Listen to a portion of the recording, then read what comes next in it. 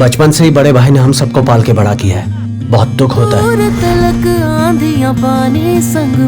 भाई मेरे लिए लड़का ढूंढ रहे हो क्या? अगर मैं चली गई तो आपको कौन देखेगा? तेरी शादी होगी, बच्चे होंगे, तू बहुत खुश रहेगी, तो ही हमारा एक परिवार बनेगा। तेरी जमीयत को ये कारवां चल रहा। এই অনুরোধটা রাখতে পারবো না।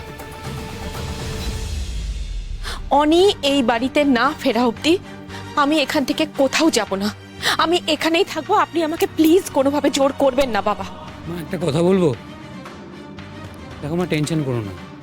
দাদার বৌদি টেনশন দিতে ওস্তাদ। ওরা চায় যে আমরা ওদের জন্য শুধু টেনশনই করি, ভালো থাকি সেটা তো চায় না।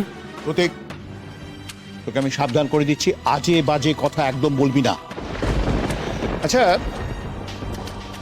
একটা কথা বলো তো, যে জাগৃতি মানে অনির স্ত্রী কি অফিসে গিয়েছিল? না স্যার বললেন বাড়িতে পুজো আছে, এই বলে তাড়াতাড়ি বেরিয়ে গেলেন। আমারও কিছু কাজ ছিল, তাই আমিও পরপরই বেরিয়ে গিয়েছিলাম। আমি স্যারকে গাড়িতে উঠতে দেখেছি, কিন্তু তখন তো আর কাউকে দেখিনি। অ্যাক্সিডেন্টটা কি তোমার সামনে ঘটেছিল? না, আসলে আমি অফিসে আমার ওয়ালেটটা ফেলে এসেছিলাম, তাই সেটা নিতেই আবার অফিসে ফিরে আসি।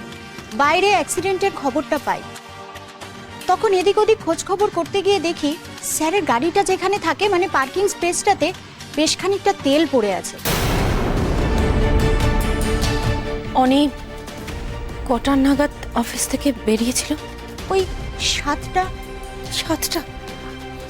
এখন তো 9টা বেজে গেছে, এখনো আমার ছেলেটা বাড়ি ফিরলো না কেন? তাহলে কোথায় গেল অনি?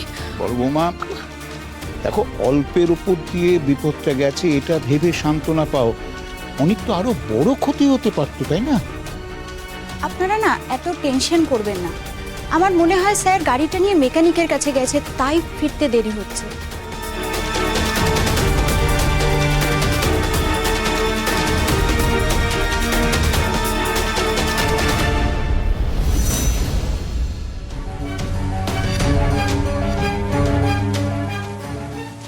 কি হচ্ছে?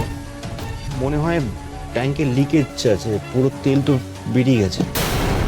কি মানে কিভাবে হলো এটা? জানি না, একটা মেকানিককে না দেখালে বুঝতে পারছি না। কি হবে এবার? এদিকে এত রাত হয়ে গেছে,